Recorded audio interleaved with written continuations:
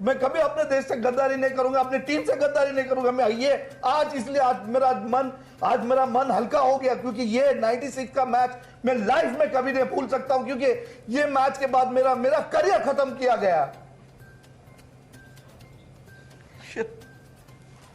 नमस्कार दोस्तों, आप देख रहे हैं पब्लिक दस्तक, आपका दोस्त रमेश चंद्र भारती। साथियों, मैं सबसे नंबर 1 मैच जो भारत में नहीं दुनिया भर में माना जाता है और दुनिया भर के लोग इसको देखते हैं, काफ़ी इसके फॉलोअर्स हैं। दुनिया का नंबर 1 मैच क्रिकेट मैच। मैं आपको बताता हूं, भारत के जातिवादी भारत में जातिवादी चलता है, इसके लिए भारत में मैच या फिल्मी दुनिया हुआ है या मैच हुआ हो, चाहे जज हुआ हो, चाहे राष्ट्रपति हुआ, प्रधानमंत्री हुआ हो, एक ऊंची जाति के लोग अपना कब्जा कर रखे हैं और वहाँ जातिवादी का जहर फैलाकर लोगों को, छोटे जाति के लोगों को आगे बढ़ने देते हैं। मैं बता दूं, भारत का जो नंबर 1 मैच है क्रिकेट मैच, बबलू बावलकर है और विनोद कांबली हुए, जैसे इन लोगों के साथ इतनी जातिवाद हुआ है भारतीय क्रिकेट मैच में।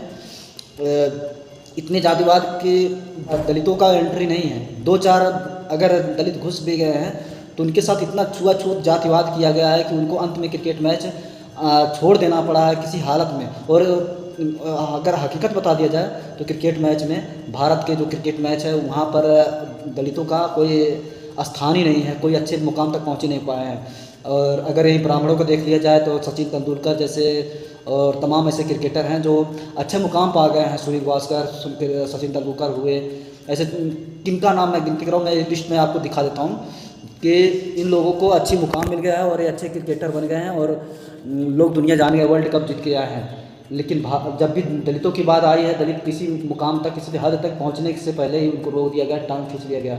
और यही लोग हैं दलितों के आरक्षण पे विरोध करते हैं। मंदिरों में ये लोग पूरी तरह से खुला आरक्षण का लाभ ले रहे हैं। फिल्मी इंडस्ट्री की बात अगर कर दिया जाए, फिल्मी इंडस्ट्री में भी ब्राह्मणों का पूरा बोलबाला है, कब्जा हुआ है। जैसे गोविंदा हुआ, मिथुन चक्रवर्ती, अमिताभ बच्चन, ये सारे ऊंची जाति के लोग कब्जा कर रखे हैं, नीची जाति के लोगों को अच्छी मुकाम नहीं मिला। अगर 2-4 की गिनती किया जाए, उन्होंने किसी तरह से आ भी गए, जैसे नाना पाटेकर हो, सोनू निगम हो गए या रजनीकांत हुआ, इन लोगों को बहुत मेहनत के बाद आना पड़ा है फिल्म इंडस्ट्री में, फिर भी अच्छे मुकाम नहीं मिला है। जहाँ तक वो ब्राह्मणों की अच्छी कब्जा बन गया है। और अगर टॉलीवुड में अगर मैं बात करूँ, 2004 में भोजपुरी इंडस्ट्री आई, इसको भी एंट्री कराने वाले मनोज तिवारी हैं। रवि किशन जैसे लोग अभी कब्जा कर रखे हैं, रवि किशन, मनोज तिवारी, ये लोग ब्राह्मण हर जगह कब्जा कर रखे हैं और यही लोग हमारे आरक्षण का विरोध करते हैं।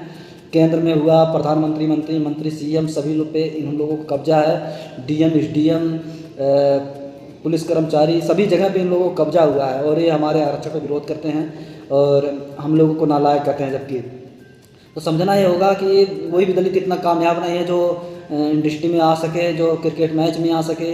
इन लोगों के साथ इतना छुआछूत। 1996 में जो मैच हुआ विनोद कांबली का, इसमें विनोद कांबली को छुआछूत की वजह से कोई मैच खेलने को तैयार नहीं था उनके साथ, और दिखाने का जो मगरमच्छ के आंसू थे वो अलग बात था, मगर इनके विनोद कांबली के साथ कोई क्रिकेट खेलना नहीं चाहता था। हकीकत यही है।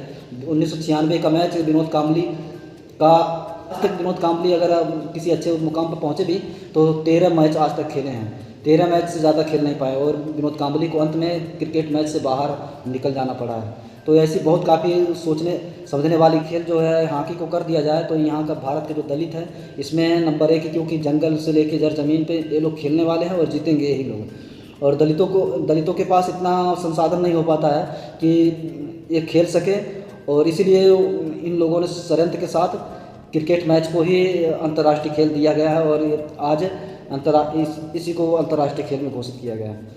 हॉकी को हटा दिया गया है। तो साथियों, मैं बताना चाहता हूँ कि इसमें बहुत काफ़ी जातिवाद है और आरक्षण का जो विरोध करते हैं, मंदिरों पे वो राज कर रहे हैं, सभी जगह राज कर रहे हैं, ब्राह्मणों का इतना कब्जा हुआ है और फिर भी हम लोग मंदिर में जाना बंद नहीं कर रहे। हमारे लोग समझ नहीं पा रहे, उन्हीं के गुण गाते हैं, हम उन्हीं के पैर छूते हैं। जब तक हम अपने अधिकार के लिए लड़ाई नहीं लड़ेंगे, जब तक हम अपने समाज को जागरूक नहीं करेंगे, जो पढ़ा लिखा है वो भी ब्राह्मणों के तलवे छू रहा है और तलवे चाट रहा है। ऐसे लोगों को मैं कहना चाहता हूँ कि तुम लाला तो तुम आप समाज में जन्मे और अपने लोगों के लिए तुम कुछ नहीं कर पा रहे हो, अपने समाज के लिए कुछ नहीं कर पा रहे हो, ऐसे ज़िंदगी जीना बेकार है तुम लोगों का। और देश के संसाधनों पर ब्राह्मणों का कब्जा हुआ है। आज अगर आप चाहते हैं तो इसके लिए आंदोलन घर से निकलना पड़ेगा, समाज के लिए जागरूक कराना पड़ेगा। क्रिकेट मैच से हर जगह पे आप देख सकते हैं कितना लिस्ट है कि जो ब्राह्मणों ने कब्जा कर रखा है, पूरा क्रिकेट में ही ब्राह्मणों का कब्जा है। अगर धन धरती की बात किया जाए तो ब्राह्मणों के पास, चाहे गरीब से गरीब ब्राह्मण होगा उसके पास 20 बीघा प्रति होगा, और SC ST OBC के पास लहसुन बुछाने का ज़मीन नहीं है, लेकिन फिर भी आरक्षण पे इनका विरोध होता है और हम ही लोग उनके समर्थन करते हैं। जैसे अन्ना हजारे हुआ, चाहे अटल बिहारी वाजपेयी हुआ, मंदिर मस्जिद की लड़ाई हम ही लोग करने जाते हैं, राम मंदिर की लड़ाई हम ही लोग करने गए थे। तो हम ही लोग अपनी कांवड़ हम ही ढोने जाते हैं, नवरात्र हम ही भुगते हैं, नवरात्र में हम ही लोग पैसे खर्चा करते हैं। तो हम लोग देने के काम कर रहे हैं, लेने के काम नहीं कर रहे हैं। ब्राह्मण चाहे धन धरती हुआ, चाहे संसाधन हुआ, चाहे कब्जा, हर जगह इनका कब्जा है और हम लोग कहीं पे कब्जा नहीं है, फिर भी हम लोग अहंकार में जी रहे हैं। हम 85 चिल्ला रहे हैं, लेकिन हमारे पास 15-20% धन धरती पे कब्जा नहीं है, संसाधनों पे कब्जा नहीं है, सत्ता नहीं है, हम सत्ताहीन लोग हैं, भुखमरी हमारे घरों में है। ऐसे से हम सुखी हैं तो सोच रहे हैं पूरी दुनिया सुखी है। ऐसे बहुत देश में ऐसे लोग हैं कि एक टाइम खाते दूसरे टाइम के लिए खाने का सोचना पड़ता है। तो जो उठा रहा है प्रधानमंत्री किसके ऊपर हो रहा है, लेकिन हम लोग समझ नहीं रहे, जागरूक नहीं हो रहे और घर से निकल नहीं रहे हैं। और हमारे लोग पढ़े लिखे लोग जो है टीवी में व्यस्त हो जाते हैं और घरों में बैठ के टीवी देख के रामायण देखते हैं और हमारे महापुरुष से मारे जाते हैं तो खुश होते हैं। तो जब तक हम इन लोगों को अंधविश्वास से बाहर नहीं निकालेंगे और इसका विरोध नहीं करेंगे और घर इनके खिलाफ नहीं रहेंगे, तब तक हम आज़ाद नहीं होंगे। अभी तो हम सिर्फ अंग्रेज़ों से आज़ाद हुए हैं, ब्राह्मणों से आज़ाद नहीं हुए हैं। जब तक इनसे आज़ाद नहीं होंगे तब तक हम भुखमरी हमारे घरों में रहेगी। क्या हम लोग काम चोर हैं? बड़ी बड़ी बिल्डिंगों में हम काम करते हैं, हम लोग बड़ी बड़ी बिल्डिंगों में काम करके बड़ी बड़ी बिल्डिंग तैयार करते हैं और ये घर छोड़ के निकलते भी नहीं और सबसे बड़ा धन्ना सेठ बने रहते हैं। तो जब तक ये बात को समझेंगे नहीं आप हमारे लोग, तो गरीब से गरीब ब्राह्मण है उसके पास भी 20 बीघा ज़मीन है और हमारे SC ST ऑफिस पर लहसुन बिछाने का नहीं है। अगर हमारे पास ज़मीन होता तो हम लोग भी उसको बेच के या लोन से उठा के उस पैसे का बिजनेस करके और आगे बढ़ते हैं, लेकिन हम लोगों के पास नहीं रहने की वजह से आज गरीबी भुखमरी हमारे घरों में है और हम ही लोग सबसे ज़्यादा भुखमरी से झेल रहे हैं। आज सत्ताहीन होकर हम लोग जगह जगह मार खा रहे हैं, हमारी बहन बेटी को छेड़खानी हो रही है, बलात्कार हो रहा है, क्योंकि हम में एकता नहीं है और हमें एकता बनाते हैं आपस में लड़ने लगते हैं। और अगर हम में से कोई आगे निकलता है तो टांग खींचने शुरू कर देते हैं। हमारे में ऐसे भी है, हमारे लोग ऐसे भी पढ़े लिखे लोग हैं जो नालायक हैं। एक बोतल दारू में बिक जाते हैं हमारे लोग, ऐसे हैं।